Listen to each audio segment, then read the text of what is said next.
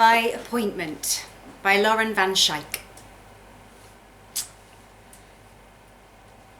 Daphne slammed dial the millisecond her clock flipped to 8 a.m. and counted breaths as the call connected and the familiar robotic voice was patched in. "You've reached the Broad Street surgery. Good luck." She couldn't slow her speeding heart, imagining the thousands of other aspiring patients listening to the same menu. Mothers with spotted children, elderly folk who'd fallen and couldn't get up, people anxiously rubbing suspicious lumps. Did she deserve an appointment more than them? She added tachycardia and poor self-esteem to the list of symptoms she maintained on her laptop. Yes, she fucking did deserve it! "To speak to a receptionist, hold the line. You are caller number 78 in the queue." Daphne put the phone on speaker and with the scratchy, copyright-free music playing, got on with her day. YouTube Pilates, 3-pod espressos, emailed job, conducted slumped in bed, lunch of microwaved pulses and an iron supplement, doom scrolling through a Teams call. Finally, at 2 p.m, an annoyed voice stepped onto the line. "What do you want?" And Daphne sloshed coffee onto her keyboard. She tipped her laptop upside down and summoned civility. "Oh, hello, Siobhan." Hello, Daphne Maguire, date of birth 12/10/95. I'd like an appointment with Dr. Greenwood. During Daphne's last appointment in the geological age before COVID, GP Greenwood had been kind, even wrote her a prescription for exactly 5 diazepam. "He doesn't have appointments until March," Siobhan barked. "Great! This was it. 2027. Fuck!" "Language, Miss Maguire." Siobhan had been a prison warden, then a head teacher. Daphne had discovered this when she tried to bribe her. "What can you offer me that several high-level narcotics traffickers and Anction's parents haven't?" Siobhan had said. Have you considered CBT?" she said now. "Calpol? Have you considered growing a heart, Siobhan?" "Just adding borderline personality disorder to your records. Cross me again and I'll do narcissistic." Daphne would remain racked with her cryptic pains, an ailment that sometimes felt like appendicitis, sometimes like tonsillitis, other times like ennui. I mean, maybe she was a hypochondriac, but that didn't mean she wasn't ill. However, even her hardier, less neurotic friends were thwarted by the NHS. Last summer, Maeve broke her arm at the climbing wall and was told it was period pains, and then that it was her fault. "Who are you, Edmund Hillary?" her GP had said. "Stay on the ground." Their NHS trust didn't treat sports-related injuries unless you had a shot at the Olympics. Then Priya was given a cervical exam over the phone. Lounging in the bicycle-jammed living room of their house share that evening, they wargamed Daphne's next assault on Broad Street Surgery's phone lines. "Have you tried pretending to be a man with erectile dysfunction?" "Obviously." Posing as the business associate of a Tory MP. I will put that on the list. Getting sectioned! It's harder than it looks. It's easy to get a vet appointment," Priya said. She'd taken her cat last week. "What's wrong with him?" the vet asked as her ginger Tom ricocheted around the consulting room. He feels he doesn't have a purpose," she said, "and he can't leave the house without checking like 8 times if he's left the hob on." She was now taking feline sedatives and feeling much better. "What about getting pregnant? Guaranteed appointment in 9 months, Meg said. "Oh, 3D printing something with a soul," Daphne shuddered. "You can't get pregnant alone," Priya said pointedly. Daphne was stubbornly single, had been since her last boyfriend gave her the double whammy of chlamydia and COVID during lockdown. He'd been fraternising with an ex in a deserted playground tunnel whilst allegedly taking his allotted hour of outdoor exercise. The sperm donors are all on Hinge now, Maeve said. If that's what it takes. Daphne sighed and grabbed her phone. With Priya and Maeve hovering, she swiped through some ineligible bachelors. Failed artists who'd barely put up a fight. Tight-trousered men in groups. Who knew which was Chris S? Recently divorced graphic designers in Breton stripes and beanies. She swiped left, left, left. Then, suddenly, GP Matthew Greenwood. Sandy hair and a crinkly stare. The same reassuring smile he'd flashed as he took her blood pressure. A hypertensive crisis, she'd said. Nerves, he disagreed gently. His stated hobbies were flat pack furniture and taking things to the skip. There's your appointment, Maeve said. What? Get a date with him? Divulge my ailments over lukewarm beer to a guy who just wants his dick sucked? Isn't that a typical Friday night for you? Priya said. Daphne swiped right.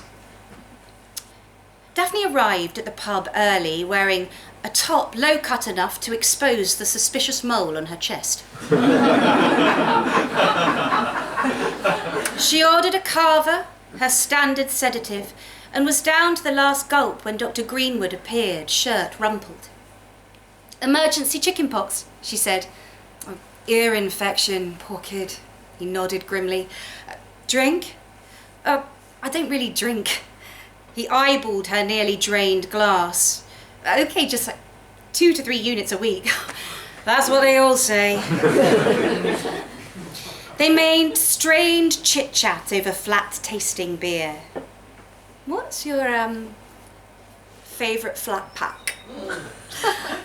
Partial to a Billy bookcase. Oh, does that go with red wine or white? Tell me about your family, he said. My mum has glaucoma and my dad is pre-diabetic. Daphne usually thought of first dates as a nauseating medicine, one she occasionally knocked back to keep at bay the fears of dying alone and being eaten by cats. This medicine induced anxiety, cramped small talk, strained silences, and rarely totally reversible lust. But as she spoke to Dr. Greenwood, her nerves melted. The chat became less forced. He was kind of charming, neurotic, but funny in a slanted, quiet way. And he was passionate about healthcare. It's infuriating to see patients fall through the cracks, he said. Do you think Labour can change anything? No, they're just a different presentation of the same illness. This entire country has austerity gangrene. 6 to 8 units of alcohol later, they were in her room, and Dr. Greenwood was inspecting her Kallax bookshelves. He should see that breast lump, she rationalised, and unhooked her bra. For 6 weeks they hung out. Pub quiz, sex.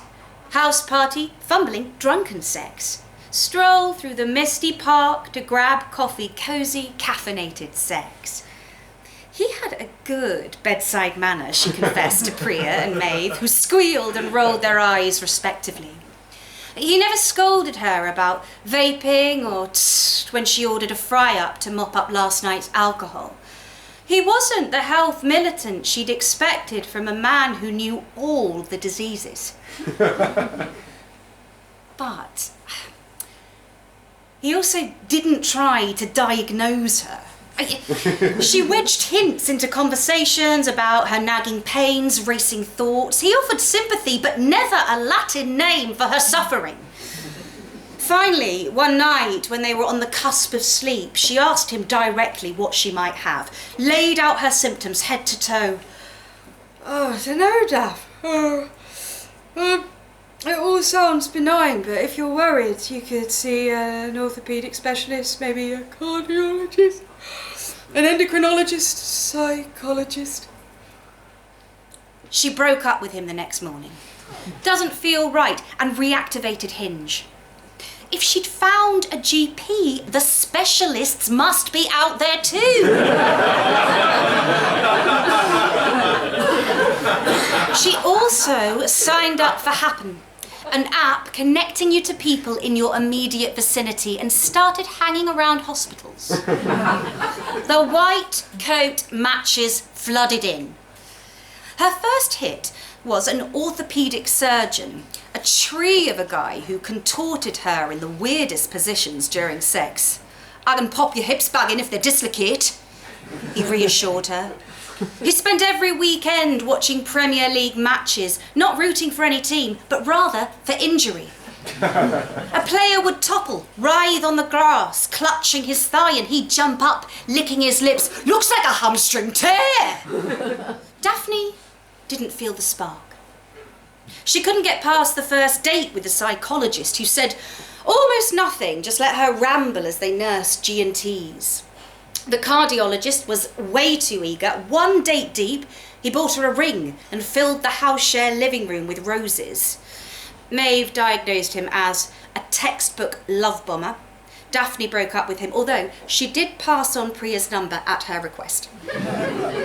And when an obstetrician said he just didn't like condoms, she kicked him out. 5 doctors. None were Harold Shipman, but nor had they offered her even a diagnostic hint. As she grew increasingly desperate, one night she hung around St Thomas's after the consultants had left and only A&E doctors were afoot, and opened Happen. She hadn't resorted to swiping near A&E yet. You were more likely to catch a bloodied pub brawler or habitual drunk than a doctor, but she needed answers. Amidst the photos of crooked noses and hoisted pints, she spotted the glimmer of a nice wristwatch.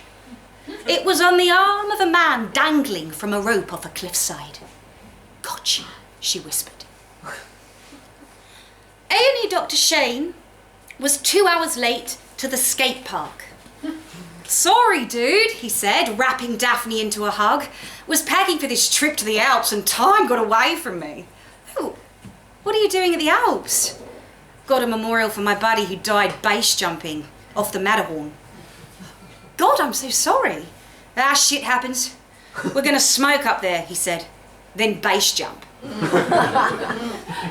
He'd bought her a skateboard, but no helmet or wrist guards. "You gotta raw dog it, man. I'll teach you." They stood at the half-pipe's lip, looking down. It might as well be the Matterhorn. Daphne imagined Maeve and Priya hosting a memorial for her here. I'll miss how Daphne's conversation was like listening to an American drug commercial, learning all the ways this medication will make you crazy and shit yourself, spoken really fast. I'll miss how she could route every discussion to prion diseases. That wasn't what she wanted to be remembered for, as a worrywart, a hypochondriac. The girl hanging back as other kids belly flopped off the diving board and clambered out of the pool laughing despite their pink raw stomachs. "I'll do it," she told Shane. "Woohoo!" he high-fived her. He helped her position the board, cantilevered into nothing, her foot on the back. "Other foot down, shift your weight forward, go!" She did. And suddenly, she was sailing down the sheer vertical, sliding into the transition and crashing. Somersaulting, board over tits onto the concrete. Her ankle caught beneath her and snapped gruesomely.